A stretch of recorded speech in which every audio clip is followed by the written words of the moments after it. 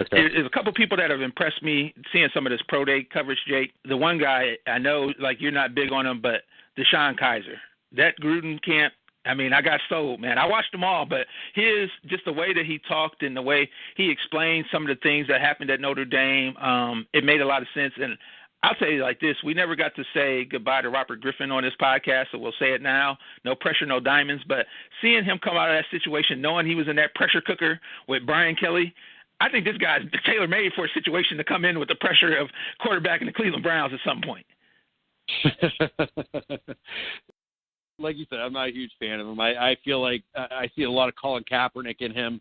I don't think he reads very well. I think that he stares down wide receivers. I think he has one speed on his arm, and that's the fastball.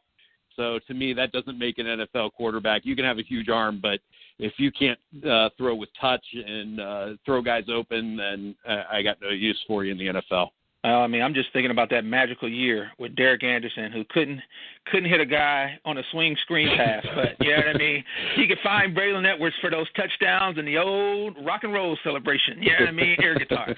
And then one other guy that's impressed me is Dante Freeman at his pro day. And I forgot how prolific this guy of a season he had. It kind of went under the radar with Texas, with the Charlie Strong possibly being fired. But I think he's going to be a steal in the mid-rounds, maybe that second round to third round era.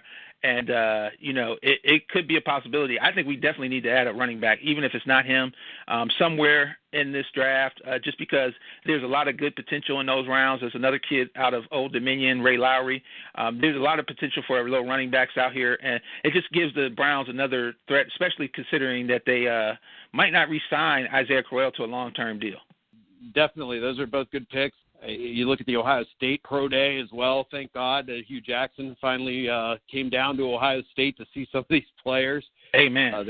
We had 8 head coaches out there, and it was the John Harbaughs, the Bill Belichicks of the world. So to see Hugh Jackson down there finally makes a little bit of sense. You know, I go back to what my dad said. They would be just fine if they would just alternate Ohio State and Alabama picks every pick. I think you'd walk out there with a pretty damn good draft. Well, and the other picture was Hugh Jackson, talking to Malik Hooker. Good Lord, everybody would love that up there too. So we talked about that. Yeah, absolutely. So well, what about definitely excited. Connolly in the second round? I mean, that would be another Cleveland kid. How about Brutus, the Buckeye? Bring him up here because I don't want to see that brownie elf falling around out there in the snow again. We're nuts.